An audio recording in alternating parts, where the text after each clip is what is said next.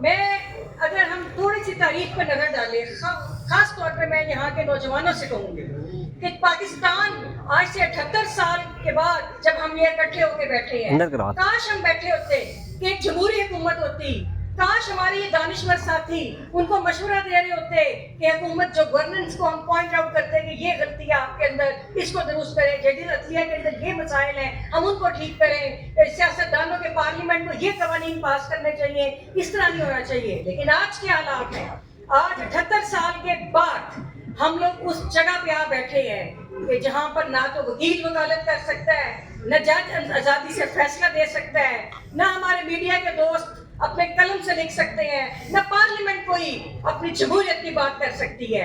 آج پارلیمنٹ ایک post office بن چکی ہے کہ جو مسودہ ادھر سے آتا ہے، آپ نے 26ویں 27ویں ترمیم کی صورت میں دیکھا، آپ پی کا لاس کے جو قوانین اس طرح کے بنے، دیگر قوانین کو دیکھیں، جو مسودہ ان کو دیا جاتا ہے یہ اس مسودے کو پوسٹ آفس کی طرح اس کو ربڑ سٹیمپ کرتے ہیں اور عوام کے اوپر یہ اس کو نافذ کر دیتے ہیں. تو ہمیں شرمندگی ہے کہ آج 78 سال کے بعد ہم اس جگہ پہ آ کے بیٹھے ہیں. تو ایک چیز تو بالکل واضح ہے اور وہ یہ ہے کہ یہ جرنیل ملک کو نہیں چلا سکتے، اس ملک کو جرنیل نہیں چلا سکتے. 78 سال کی سیاست کا یہ نچوڑ ہے. اب ہم نے کرنا کیا ہے؟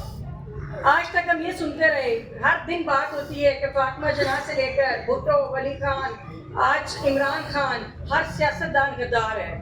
میں کہتی ہوں کہ یہ جو جرنیل ہیں کہ اس عوام کے ایگزسٹینشل تھریٹ ہے، اس عوام کے لیے یہ ایگزسٹینشل تھریٹ ہے ہماری عوام کے لیے.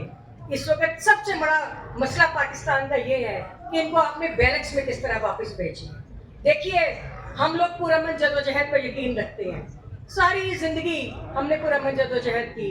آج ہماری یہ بہن آپ کے لیے کام کر رہی ہے انسانی حقوق کے لیے. مجھے وہ دن بھی یاد ہے جب 2000 میں ایک انجمن مظاہرین اکاڑا کی تحریک چلی تھی کہ جس میں بے گھر جو اکاڑا مظاہرین تھے اس کے اوپر فوجیوں نے ان کے ساتھ ایک لڑائی ڈالی، براہ راست وہ جدوجہد تھی، ان کے اوپر قتل کے مقدمے بنے.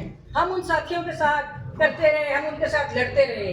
یہاں پہ صرف ایک پولیٹیکل ڈیوائڈ پیدا کی جاتی ہے پاکستان کے اندر، جو بلوچستان کے اندر ہو رہا ہے. کون سا ایجنڈا ہے، کس کا ایجنڈا ہے کہ 75 سال میں ہم علیحدہ تو ہوئے لیکن آزادی کی جدوجہد ہم آج بھی کر رہے ہیں. ابھی ہم آزاد نہیں ہوئے، ابھی آزادی کی جدوجہد ہم نے کرنی ہے اور وہ ہم کر رہے ہیں. بلوچستان میں دیکھیے ان کا کیا قصور ہے، صرف یہ کہ جو اپنے حقوق کی بات کرتا ہے اس کو ادھر آواز خاموش کرا دی جاتی ہے. کے پی کے میں دہشت گردی کس کی وجہ سے ہے؟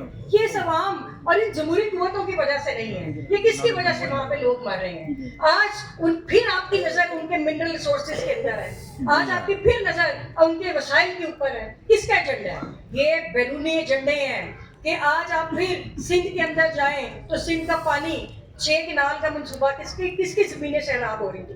اگر زمین آپ نے سیراب کرنی ہے، اگر آپ نے کسانوں کے لیے کچھ کرنا ہے، جب پنجاب کا حال جا کے دیکھ لیں، آپ کو کون سا لگاؤ ہے آپ اپنے زرعی ملک کے ساتھ؟ آپ کو کسان کے ساتھ کون سا لگاؤ ہے؟ آج پنجاب کا کسان رو رہا ہے. آج سی سی ٹی جو ہے ایک نیا ادارہ، انہوں نے قتل گاہ ایک نیا قاتل ادارہ بنایا جو لوگوں کو براہ راست گولیاں مار رہا ہے. تو یہ سب کچھ آپ نے کر کے دیکھ لیا.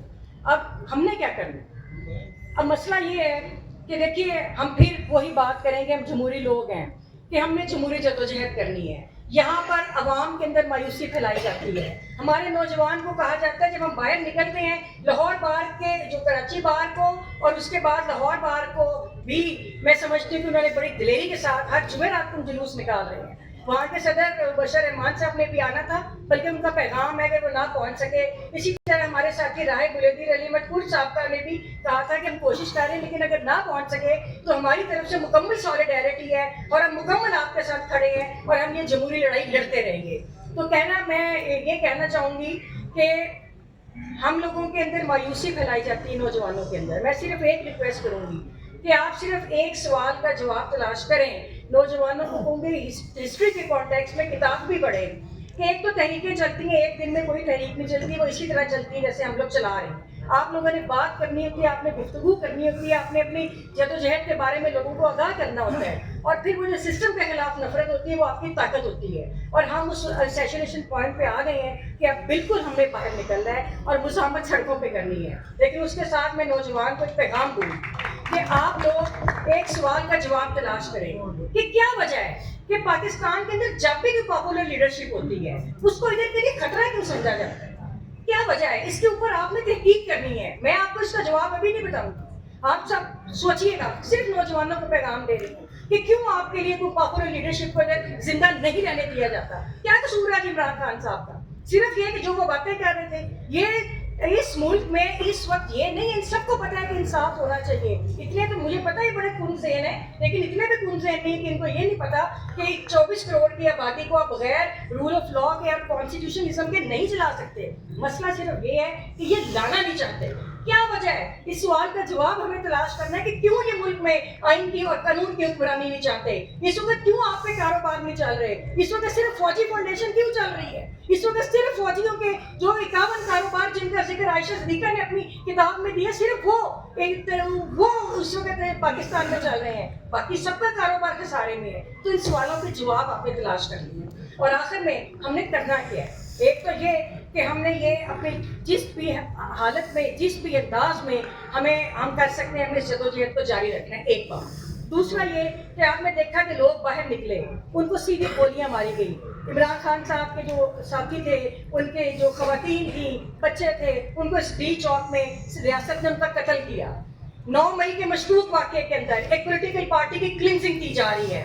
تو اب ہم نے یہ کرنا ہے کہ اگر ہم ابھی فی الحال اسٹریٹجی کے طور پہ میں ایک تجویز دوں گی کہ ایک اعلان کریں کسی تاریخ پہ کہ سارا پاکستان جو ہے وہ گھر بیٹھے, ہم احتجاج کے طور پہ سڑکوں, ہم بالکل کوئی بندہ باہر نہ نکلے اور احتجاج کے طور پہ سڑکیں خالی کر دیں.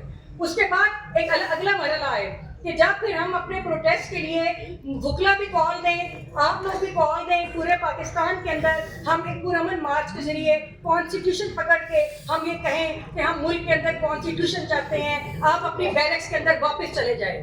اور یہ اس طرح کے احتجاج ہوتے رہے ہیں. آپ کو یاد ہوگا یوتھ دور میں جب طلبا نکلے تھے ڈھاکہ اور کراچی کی سڑکوں پہ, تو ایک انہوں نے طریقہ اختیار کیا تھا کہ انہوں نے ننگے پاؤں احتجاجی مارچ کیا تھا. تو بہت سارے طریقے ہیں ہمارے احتجاج کرنے کے, لیکن ایک بات تو طے ہے کہ آپ جو سیچوریشن پوائنٹ ہے, ہمیں پرامن جدوجہد اور احتجاج کے لیے ہمیں سڑکوں پہ آنا پڑے گا.